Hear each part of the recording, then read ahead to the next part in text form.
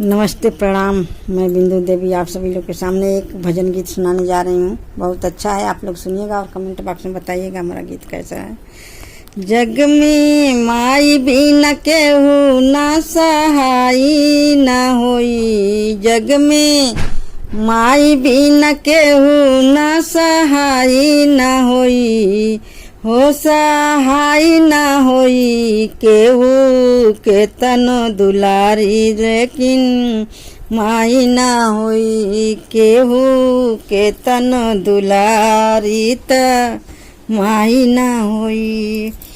जग में माई बिन केहू सहाय ना होई, हो सहाय ना होई केहू के तन दुलारी त माई ना होई, केहू के तन दुलारी त माई ना होई। ऐसन दुनिया में के होई बोझा पेट में लेके ढोई, ऐसन दुनिया में के होई बोझा पेट में लेके ढोई, ऐसन करे वाला दूसर के भलाई ना होई, ऐसन करे वाला दूसर के भलाई ना होई, भलाई ना होई हो भलाई ना होई केहू के तन दुलारी, बाकी माई ना होई केहू के तन दुलारी, बाकी माई ना होई। सुख दुख दिनमा रतिया सहली, मुख से कबहू कुछ ना कहली, सुख दुख दिनमा रतिया सहली, मुख से कबहू कुछ ना कहली, उनकर रोम जे दुखाई त भलाई ना होई, उनकर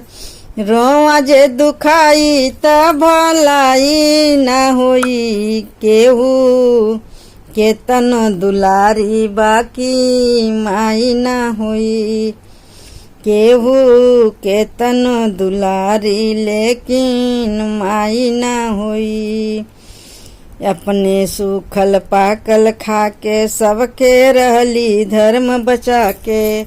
अपने सूखल पाकल खा के रहली धर्म सबके बचा के, उनका याचरा से बढ़ के रजाई ना होई, उनका आचरा से बढ़ी के रजाई ना होई केहू के तन दुलारी, बाकी माई ना होई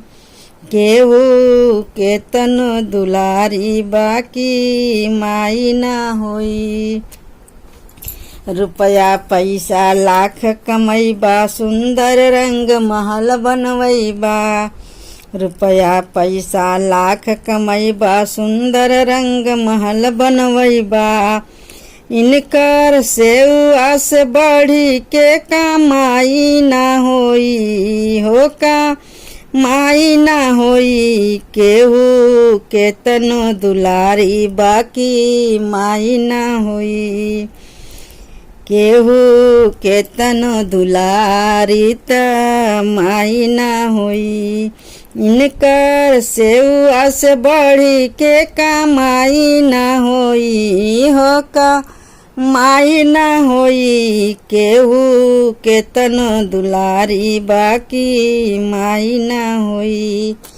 केहू के तन दुलारी, बाकी माई ना होई। तो हमारा भजन गीत कैसा लगा कमेंट बॉक्स में बताइएगा।